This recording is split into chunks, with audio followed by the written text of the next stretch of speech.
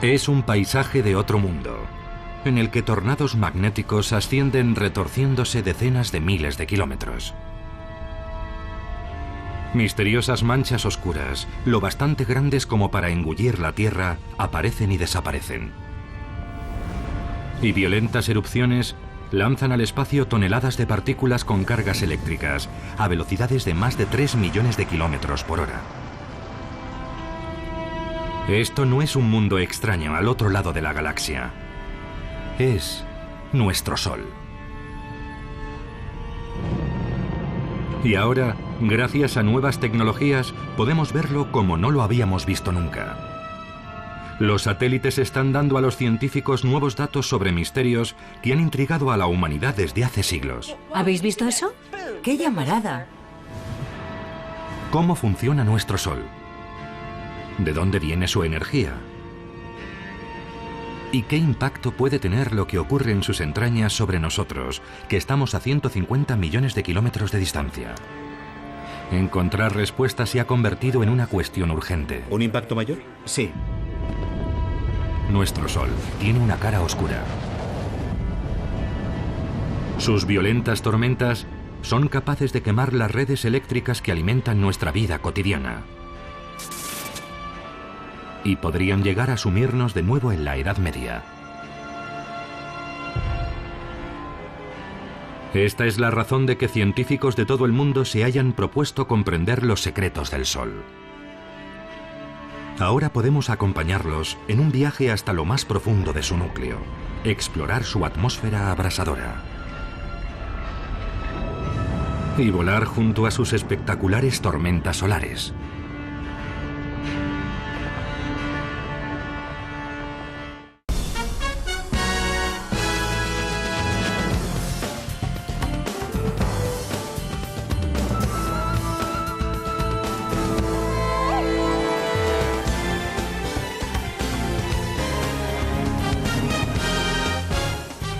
Los misterios del Sol.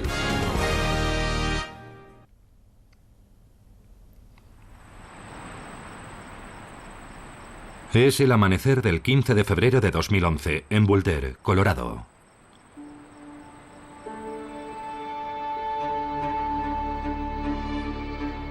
El equipo del Centro Nacional de Predicción Meteorológica Espacial empieza la jornada como todos los días, observando cuidadosamente la superficie del Sol. Hay una de 10 centímetros.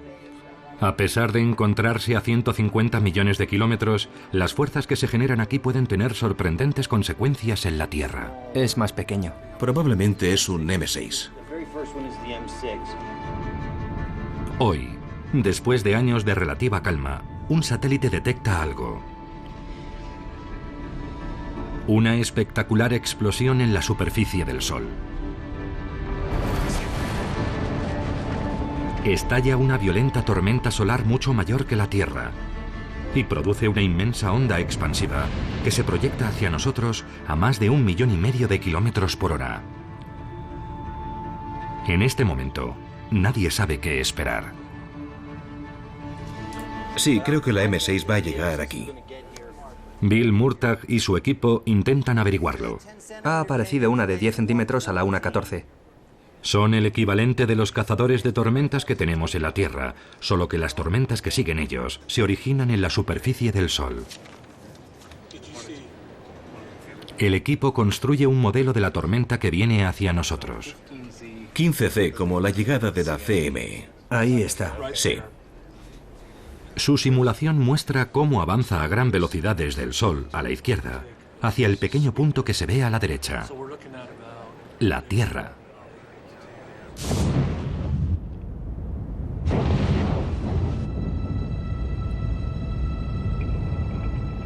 Esta tormenta solar representa una doble amenaza. La primera es una llamarada solar, que produce una explosión de rayos X que puede llegar a la Tierra en pocos minutos. Su segundo efecto, aún más preocupante, llega varios días después, y es un fenómeno llamado eyección de masa coronal, según sus siglas en inglés, CME.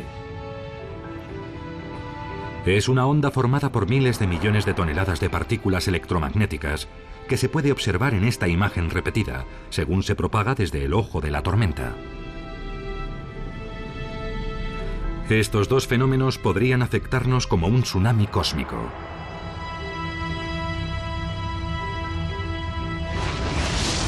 Se manifestaría como una oleada de radiación y un pico eléctrico de billones de vatios que podría fundir nuestras redes eléctricas.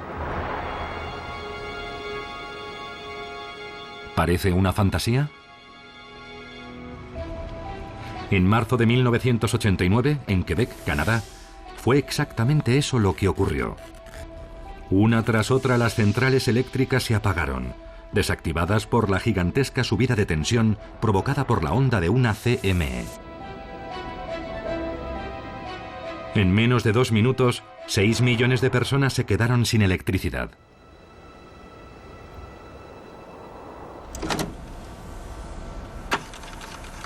Hace poco, Jim Green, un científico de la NASA, encontró pruebas de que una tormenta solar aún más violenta golpeó a la Tierra en 1859. Nos encontramos con la bisabuela de las tormentas geomagnéticas y ocurrió hace apenas 150 años. Si experimentásemos una tormenta de similar intensidad hoy en día, su impacto sobre nuestras infraestructuras básicas sería catastrófico. El masivo pico eléctrico que provocaría la onda de una CME podría quemar líneas eléctricas y fundir transformadores, sumiendo en la oscuridad ciudades enteras.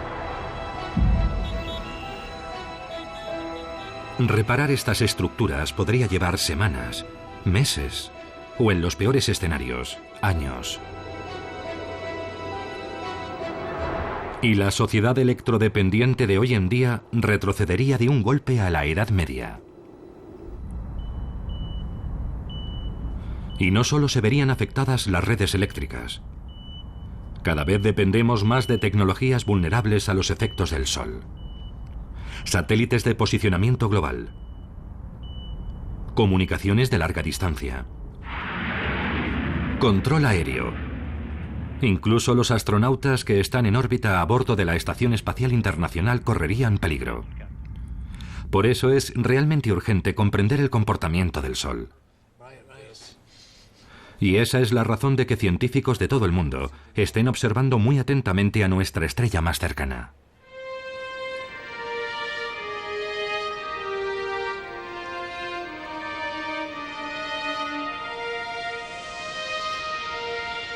Hemos admirado el Sol desde la antigüedad, lo hemos adorado y hemos construido culturas enteras alrededor de su poder.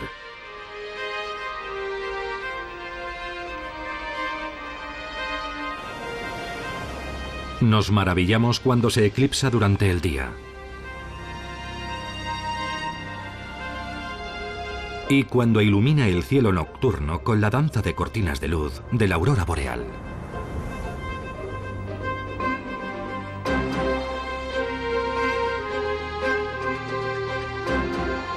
Su poder y su tamaño nos asombran. Es tan grande que dentro de él cabrían 1 millón de tierras. En su interior pueden darse temperaturas de 15 millones de grados centígrados.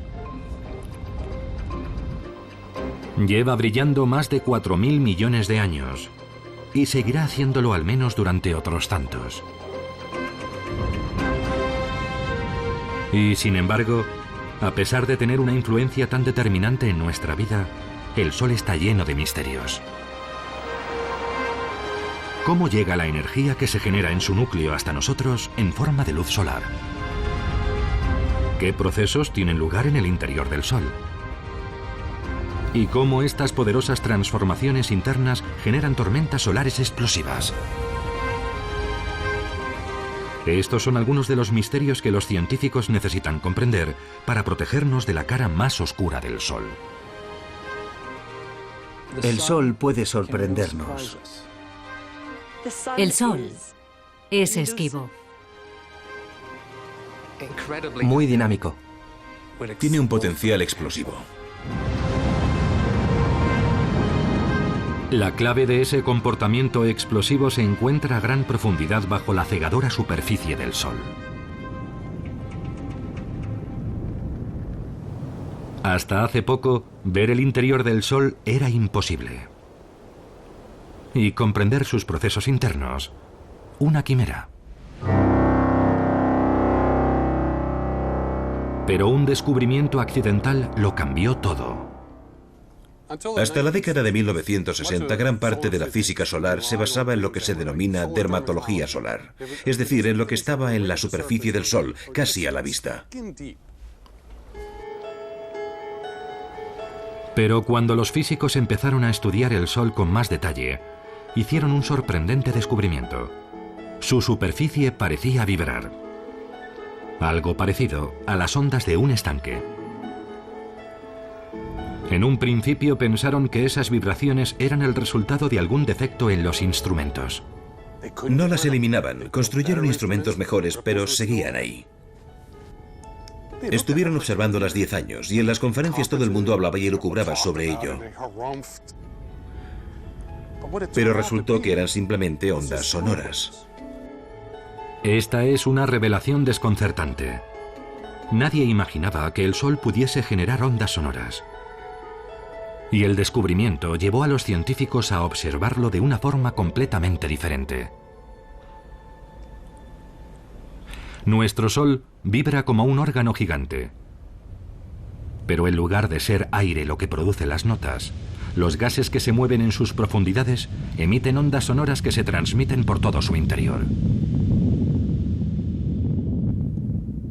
Y dado que una onda sonora cambia al atravesar diferentes materiales, podemos observar las diferentes frecuencias y saber qué ocurre en el interior del Sol. Los geólogos conocen bien este principio. Mediante el estudio de las ondas sonoras que atraviesan la corteza terrestre, pueden ver las distintas capas que hay bajo nuestros pies.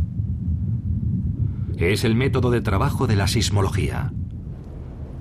Del mismo modo, las ondas sonoras que viajan a través del interior del Sol nos revelan su composición.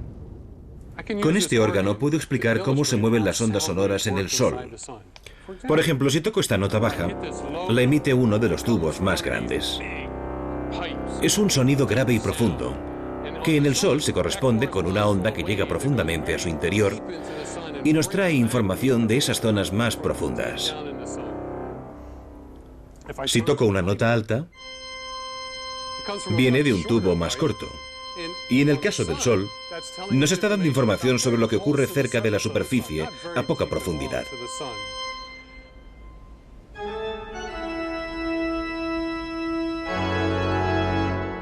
En el interior del Sol resuenan 10 millones de frecuencias diferentes.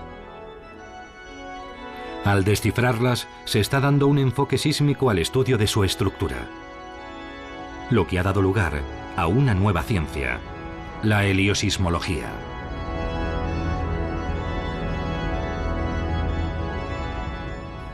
Desde que existe la heliosismología, no solo vemos cómo es la superficie, sino que podemos saber qué procesos tienen lugar debajo. Así que al observar su interior podemos ver qué sucede en el Sol.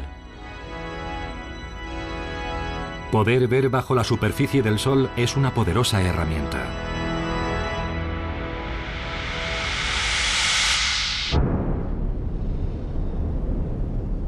El estudio de las ondas sonoras del Sol revela una maquinaria compleja formada por múltiples capas. Directamente debajo de su resplandeciente superficie hay una zona en perpetua ebullición. A continuación, hay una capa que la luz tarda miles de años en cruzar. En el centro está el núcleo del Sol. Es la región más pequeña, pero aún así su diámetro es 25 veces mayor que el de la Tierra. Este es el centro energético de nuestra estrella. Todo lo que experimentamos en la Tierra, la luz del Sol, el calor y los efectos de las tormentas solares, comienza aquí.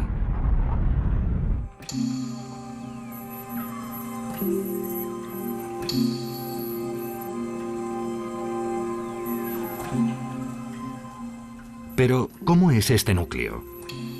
¿De qué está hecho? El Sol es un sitio muy extraño. Está demasiado caliente para ser sólido, eso lo sabemos.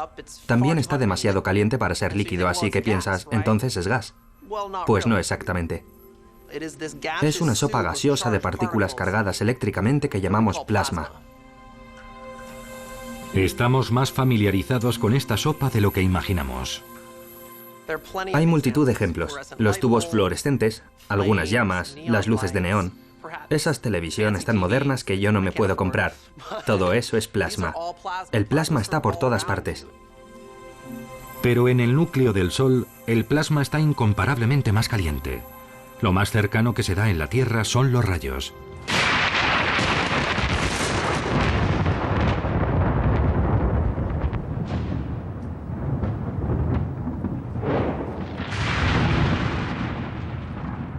Durante las tormentas se acumulan cargas eléctricas capaces de producir rayos que alcanzan temperaturas de decenas de miles de grados.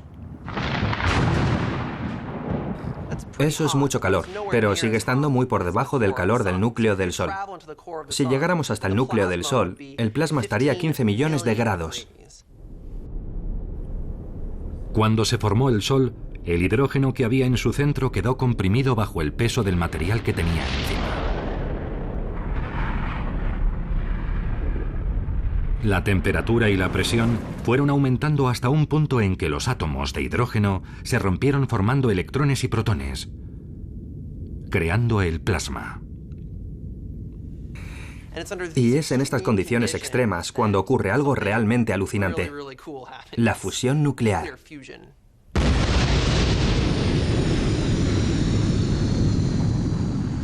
Es el mismo proceso atómico que se produce en el interior de una bomba de hidrógeno. Sometidos a una tremenda presión, los protones del plasma se funden, liberando fotones, minúsculos paquetes de calor y luz.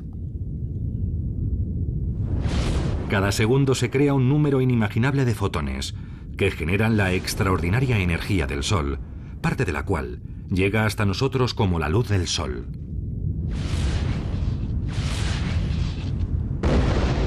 Esta alquimia atómica convierte más de 4 millones de toneladas de masa en energía cada segundo, en un proceso cíclico interminable. Esa cantidad de masa convertida en energía es el equivalente a 10.000 millones de bombas de hidrógeno cada segundo. Y el Sol hace eso día tras día. Lo ha estado haciendo durante 4.000 millones de años. Y lo seguirá haciendo mucho tiempo después de que yo desaparezca.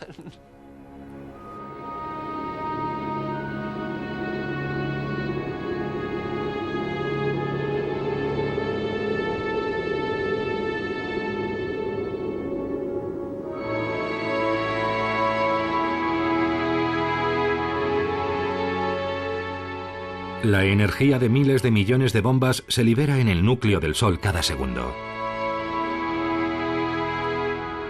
Esto plantea una pregunta muy simple. Podríamos preguntarnos, bueno, ¿y cómo es que el Sol no se desintegra? Y es porque se da un equilibrio maravilloso. En el núcleo del Sol tenemos toda la presión de esa fusión que empuja hacia afuera. Pero el Sol es enorme, de modo que hay una gran presión gravitatoria que empuja hacia adentro. Así que la gravedad empuja hacia adentro y el Sol intenta explotar desde el interior. Y es este maravilloso equilibrio entre esas dos fuerzas el que mantiene al Sol de una pieza.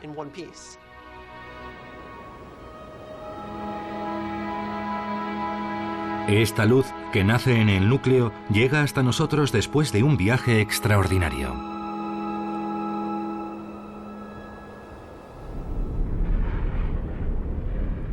Fuera del núcleo, la presión y la temperatura descienden y deja de haber fusión nuclear. Ahora cada fotón inicia un largo y penoso viaje a través de la capa de plasma de mayor espesor del Sol, la llamada zona radiante. Aunque está menos comprimido que en el centro del Sol, aquí el plasma sigue siendo muy denso y a los fotones les cuesta mucho atravesarlo. Cada paquete de energía es absorbido y expulsado por las partículas de plasma una y otra vez. En esa parte no se genera energía, pero sí se transmite mediante la radiación, y por eso la llamamos zona radiante. No es muy original. Los fotones van avanzando lentamente a través del plasma, rebotando en zigzag, siguiendo lo que se denomina caminos aleatorios.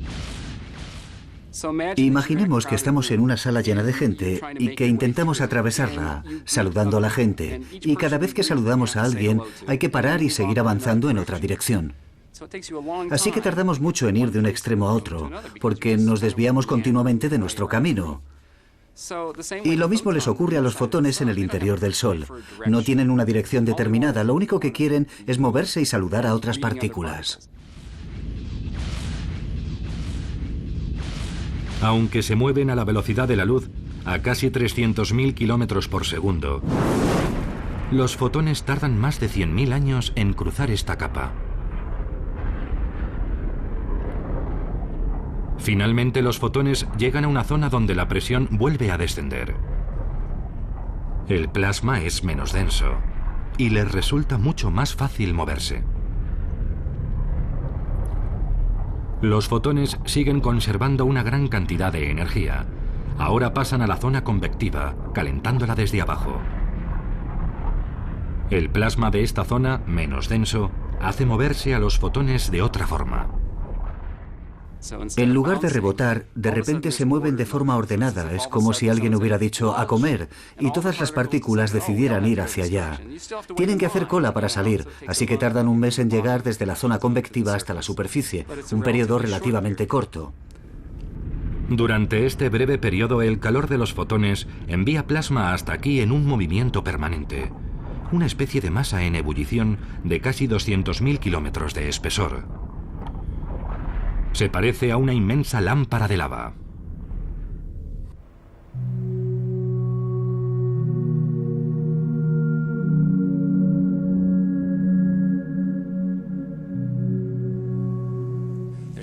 En el fondo está el calor de la bombilla. Calienta la cera y las burbujas suben hacia la superficie. Cuando llega arriba se enfría y al enfriarse aumenta su densidad y vuelve a bajar.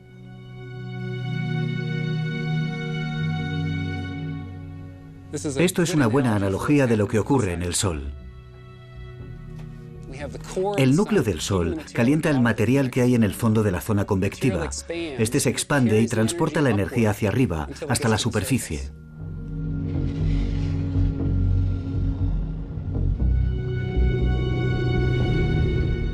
Estas increíbles imágenes muestran la convección en la superficie del Sol. Plasma que aflora y se hunde, creando un efecto hipnótico llamado granulación.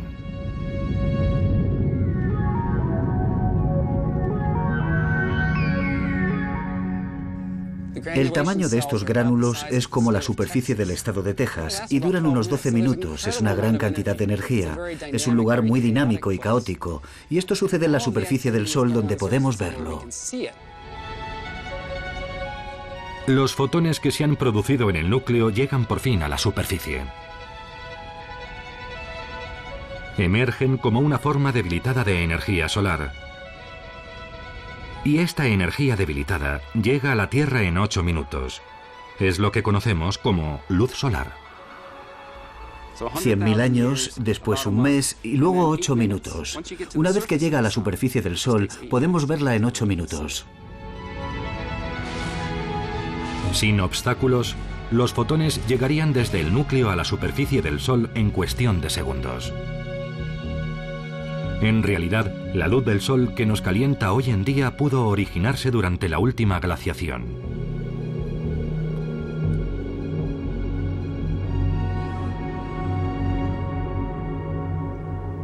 La energía que llega a la superficie del Sol no solo se convierte en luz solar, también puede desencadenar tormentas solares.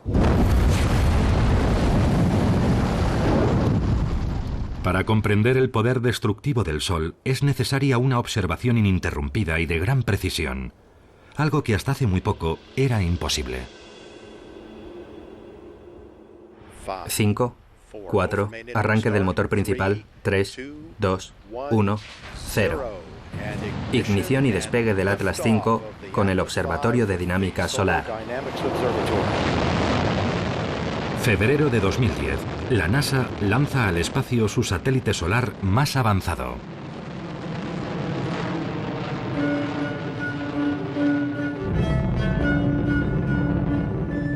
Es el Observatorio de Dinámica Solar SDO, según sus siglas en inglés.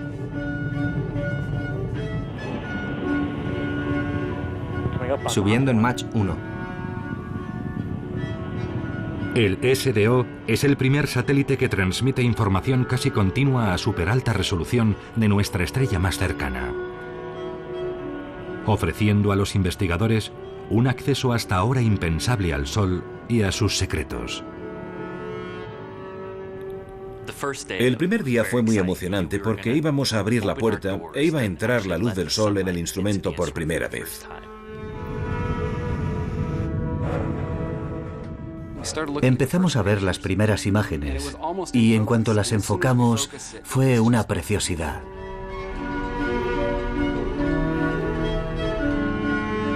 Estas nuevas imágenes muestran al Sol como no lo habíamos visto nunca.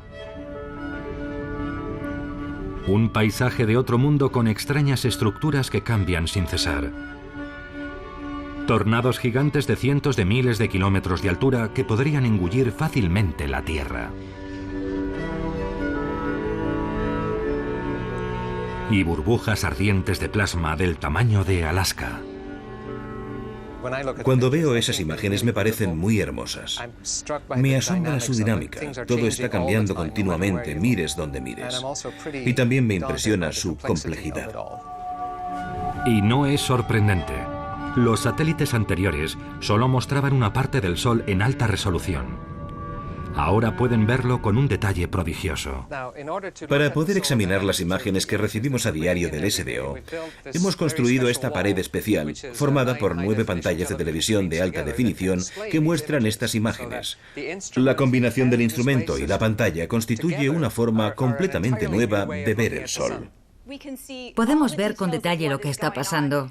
Y es realmente un salto de gigante en la física solar poder ver esto todo el tiempo. Una ventana permanentemente abierta al Sol.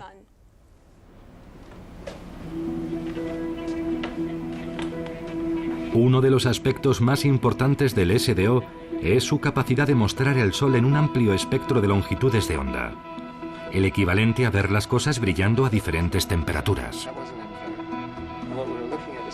Nuestros ojos tienen su máxima sensibilidad a la luz del Sol cuando brilla a unos 5.500 grados centígrados. A esta temperatura, la superficie del Sol es casi completamente uniforme. Pero a longitudes de onda con temperaturas más altas, normalmente invisibles, vemos aparecer imágenes mucho más dinámicas. La tormenta solar del 15 de febrero de 2011 nos ofrece un ejemplo perfecto. En esta imagen en bucle a unos 50.000 grados centígrados, el SDO captura un tenue rastro de la onda expansiva del CME. Pero a más de 1 millón de grados se ve con una claridad muy superior cómo se transmite la onda a través del plasma superardiente desde el ojo de la tormenta. Esto permite a los investigadores observar cómo evolucionan las ondas expansivas de la eyección de masa coronal por toda la superficie del Sol. Este es un momento increíble para la física solar, gracias a estas maravillosas imágenes en alta resolución que nos permiten entender mejor la física de lo que ocurre cuando se producen las tormentas solares.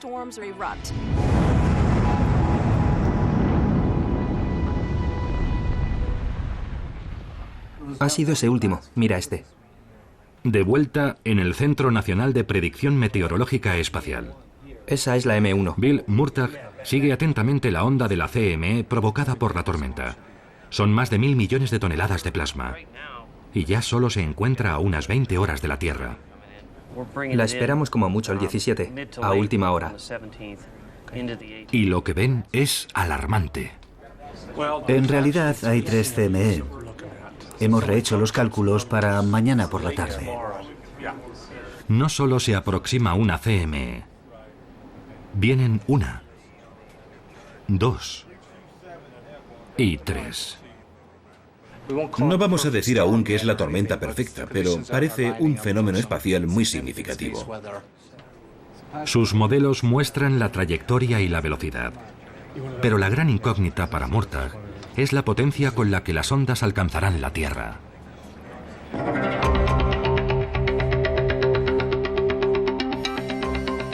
La clave está en una fuerza que gobierna el Sol: el magnetismo. Todos estamos familiarizados con los imanes. Poseen una fuerza invisible que atrae o repele partículas cargadas eléctricamente. De hecho, la Tierra posee un campo magnético que nos protege de las amenazas del Sol.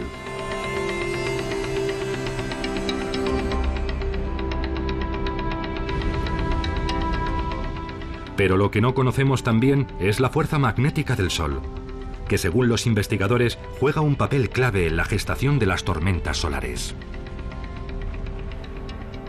Hemos descubierto lo que hace falta para que una estrella sea magnética. Primero debe tener unos movimientos de convección justo debajo de la superficie, ese burbujeo del gas. Y tiene que girar. Cuanto más rápido gira, más actividad hay. Y siempre que interactúan el burbujeo y el giro, es cuando vemos una mayor actividad magnética en una estrella. Los astrónomos saben que la superficie del Sol gira de forma extraña. Si nos moviéramos desde los polos del Sol hacia su ecuador, notaríamos que gira a más velocidad. El análisis de las ondas sonoras del interior del Sol revela que las capas de plasma que hay bajo la superficie también giran a diferentes velocidades. Esto ocurre porque se comportan como si fueran un líquido que tiene mayor densidad cuanto más cerca está del núcleo. El interior del Sol es un lugar espectacularmente turbulento, y esas turbulencias son la clave del magnetismo del Sol. Estos movimientos, la convección, la rotación diferencial, el movimiento del ecuador a los polos, impulsan una nueva fuerza, un campo magnético. Es como si fuera una dinamo que está generando una fuerza que de hecho experimentamos aquí en la Tierra. Funciona como una gigantesca turbina eólica. El plasma que bulle en la zona convectiva crea potentes corrientes eléctricas, que a su vez generan un enorme campo magnético. Hay flujos que ascienden y flujos que descienden. El santo grial de estos científicos es comprender exactamente cómo esta dinamo genera tormentas solares. La explicación está en las profundidades de la zona convectiva.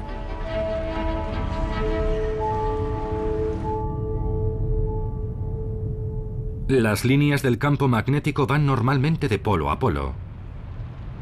Pero con las grandes turbulencias de la zona de convección, ese patrón no puede durar. Las capas en rotación las deforman en sentido horizontal. La convección las retuerce y las trenza. Sometidas a una inmensa tensión, empiezan a arquearse hacia arriba, hacia la superficie. Imaginemos que este muelle es una línea de un campo magnético. El campo magnético del interior del Sol se amplifica, crece por los movimientos de rotación, los movimientos ascendentes y las turbulencias, y tiende a expandirse hacia arriba hasta que asoma por encima de la superficie del Sol. Normalmente seguir las líneas invisibles de un campo magnético sería imposible, pero el plasma juega un papel importante. A pesar de que las líneas del campo magnético en sí mismas son invisibles, el plasma, que está muy caliente, puede iluminar su recorrido. Algo similar es lo que ocurre con una carretera. De noche no podemos verla, pero gracias a los faros de los coches vemos su recorrido. La observación de las líneas de campo es esencial para comprender las tormentas solares.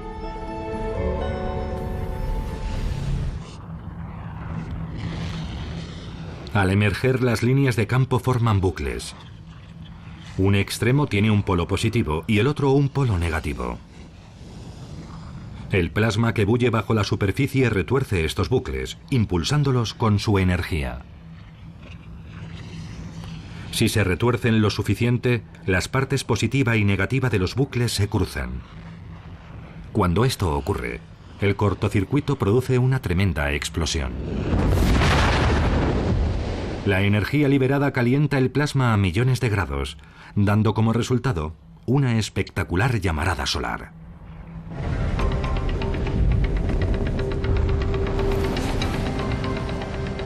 Es la dramática fase final de un viaje muy largo.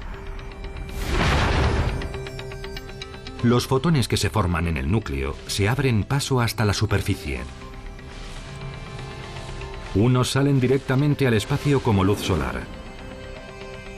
Pero en el proceso, esa energía ascendente altera la zona convectiva, generando un campo magnético. Las líneas de ese campo se retuercen hasta el punto de explotar en una llamarada solar. Actualmente, el SDO nos proporciona una secuencia de imágenes completa y sin precedentes de esta cadena de acontecimientos.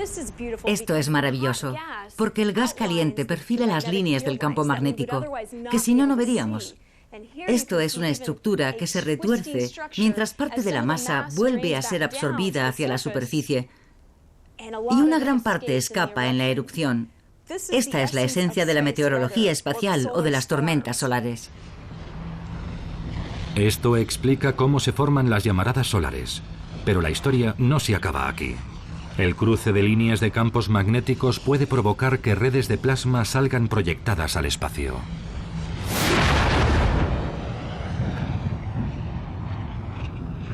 Esto es una eyección de masa coronal, una CME.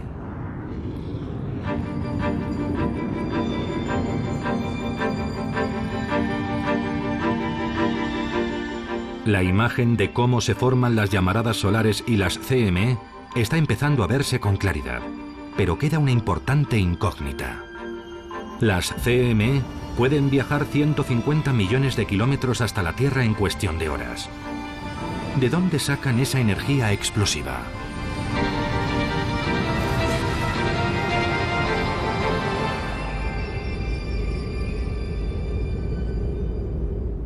Parte de la respuesta se encuentra aquí, en la atmósfera del Sol, la corona. La corona está formada por plasma supercaliente que arde a más de 1,5 millones de grados centígrados.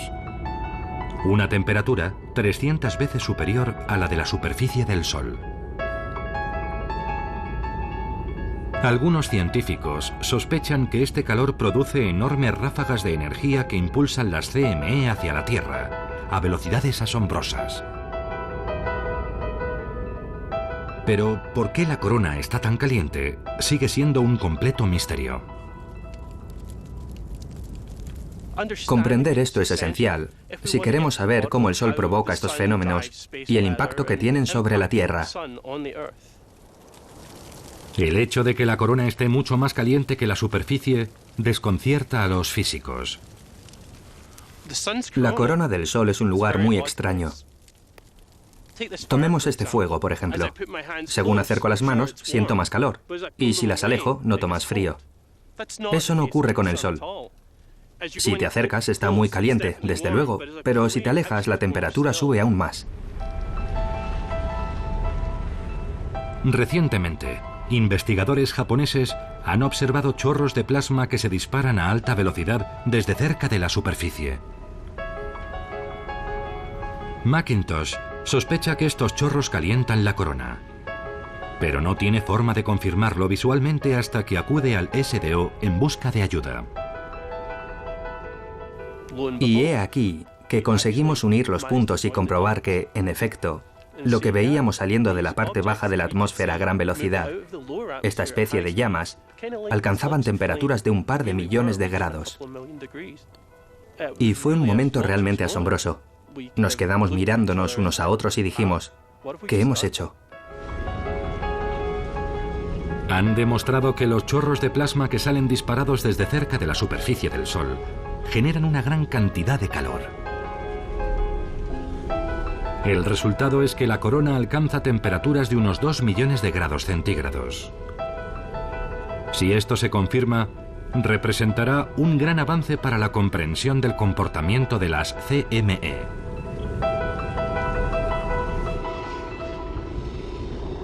El inmenso calor de la corona actúa como el viento en un temporal, empujando sin cesar el plasma que rodea las líneas del campo magnético hacia el exterior, como si fueran velas que tiran de un mástil. Como ocurre con las llamaradas solares, cuando se cruzan líneas magnéticas se puede producir una inmensa explosión. En este caso se rompen las líneas y esa vela sale disparada al espacio. Formada por 1000 millones de toneladas de plasma con una alta carga eléctrica, una CME puede provocar una gran destrucción en la Tierra, muy dependiente de la electricidad. En el Centro Nacional de Investigación Atmosférica se registra este violento evento a través de satélites. Para ver la CME, necesitamos crear un pequeño eclipse artificial. Y por eso bloqueamos la luz del disco del Sol, que es este pequeño círculo. Y eso nos permite ver esta sombra extremadamente tenue que sale disparada del Sol a una velocidad enorme. Se mueve a unos 1000 kilómetros por segundo. Perfilando la imagen y ralentizándola, es posible ver la onda expansiva moviéndose a más de 3 millones de kilómetros por hora. Aunque ahora comprendemos mejor qué causa las tormentas solares y cómo llegan hasta nosotros, sigue existiendo un último y apremiante problema. Intentar predecir cuándo van a producirse tormentas solares requiere mucho trabajo de investigación. Básicamente, estamos buscando pistas que nos indiquen cuándo pueden producirse tormentas solares.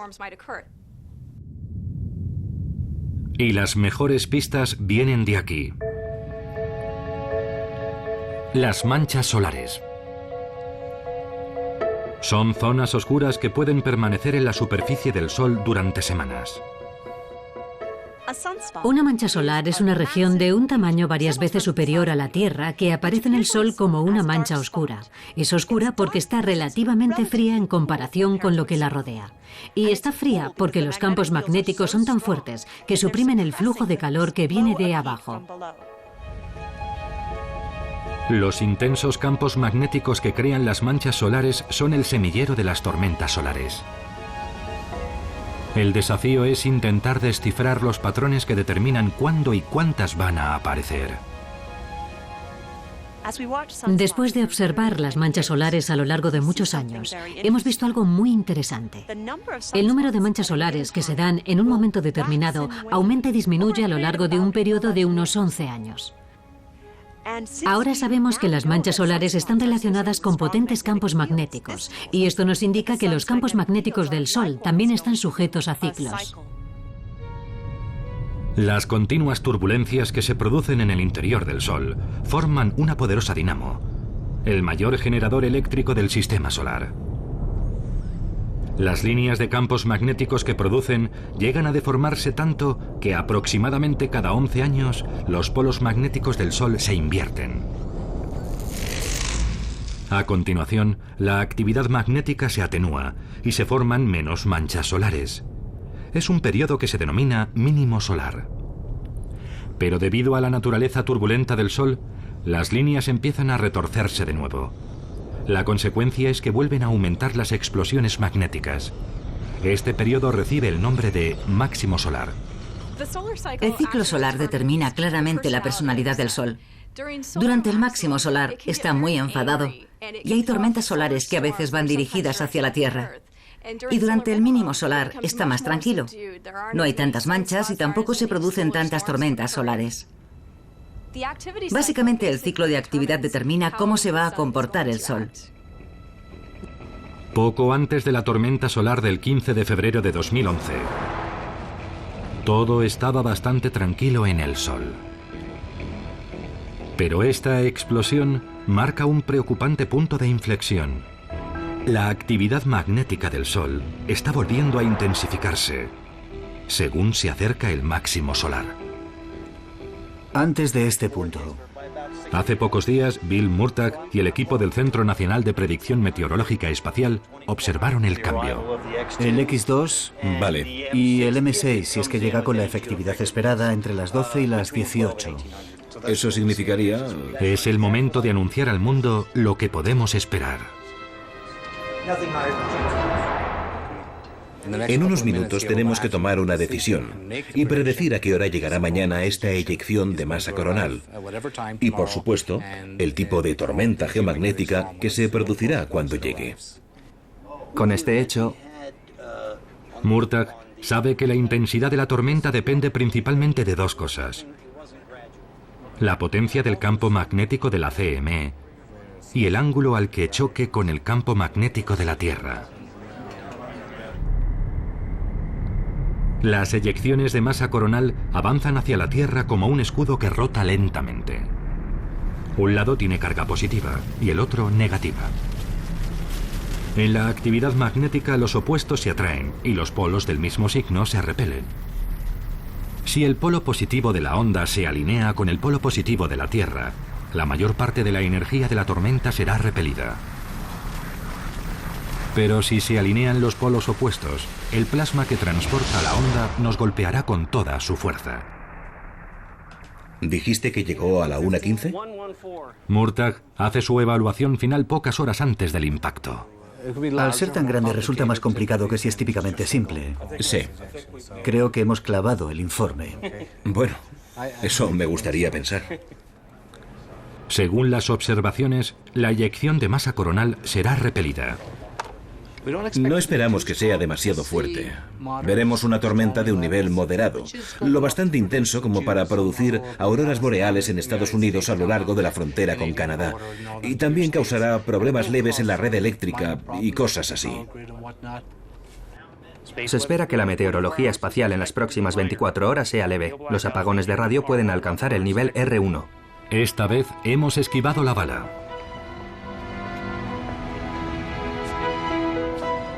Pero todo parece indicar que la Tierra no siempre tendrá tanta suerte.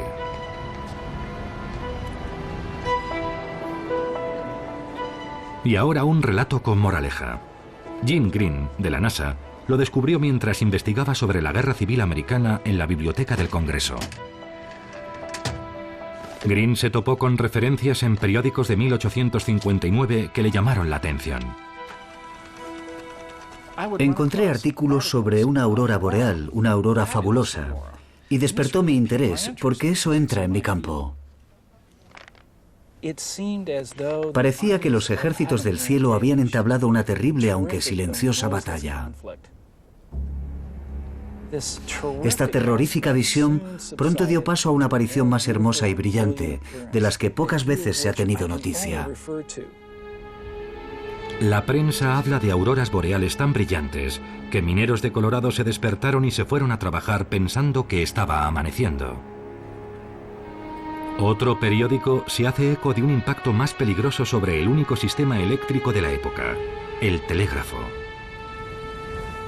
En un caso, por ejemplo, el pico eléctrico que hubo en sus líneas recalentó una batería y provocó un incendio que casi quemó la oficina del telégrafo. Un operador sufrió quemaduras tan graves que acabó en el hospital. Green ha descubierto numerosos testimonios de auroras boreales no solo en Estados Unidos, también en otros lugares del mundo. Las pruebas son indiscutibles. En 1859, la Tierra sufrió una supertormenta solar, resultado de dos potentes CME. Estas dos tormentas no solo fueron enormes, sino que sucedieron una detrás de otra. Ningún ser humano vivo ha visto nada comparable. El día anterior a la llegada de las tormentas, un astrónomo británico observó cómo un grupo de manchas solares gigantes se iluminaba con dos inmensas llamaradas.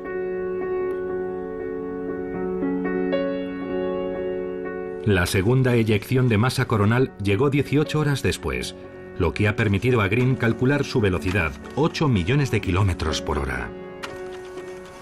Chocó contra la Tierra a casi 4 veces la velocidad de las CME del 15 de febrero de 2011. A partir de los diferentes informes, Green ha podido reconstruir la tormenta solar de 1859. Las crónicas indican que los polos de la eyección de masa coronal estaban alineados. Y en lugar de ser repelidas, las ondas golpearon la Tierra con toda su potencia. Las partículas cargadas entraron como por un embudo en la atmósfera, electrificándola como un gigantesco tubo de neón y produciendo espectaculares auroras boreales. La tormenta fue tan intensa que el campo magnético de la Tierra estuvo a punto de colapsarse. Millones de toneladas de plasma se extendieron hacia el ecuador, y una poderosa subida de tensión eléctrica sacudió todo el planeta. En un mundo donde la electricidad apenas se utilizaba, el fenómeno produjo unos daños insignificantes. Pero hoy en día podría ser muy distinto. Tiene el potencial de fundir nuestras redes eléctricas. Y si quema los transformadores, tendríamos que vivir sin electricidad en muchos sitios durante bastante tiempo.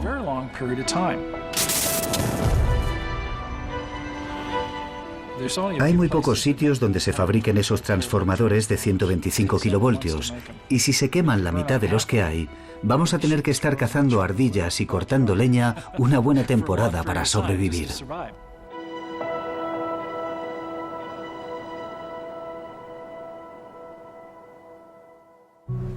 Aumenta. Sí. Está creciendo.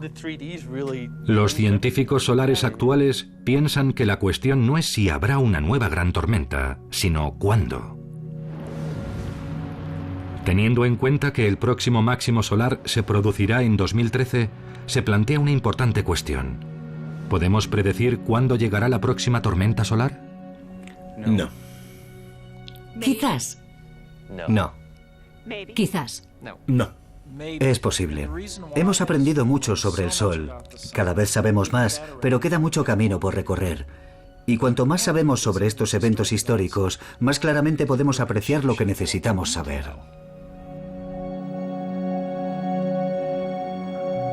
Hoy vemos el Sol con mucha más claridad que nunca. Estamos empezando a comprenderlo desde su interior. Pero su impredecible personalidad garantiza que siempre existirá la incertidumbre cuando se vive con una estrella.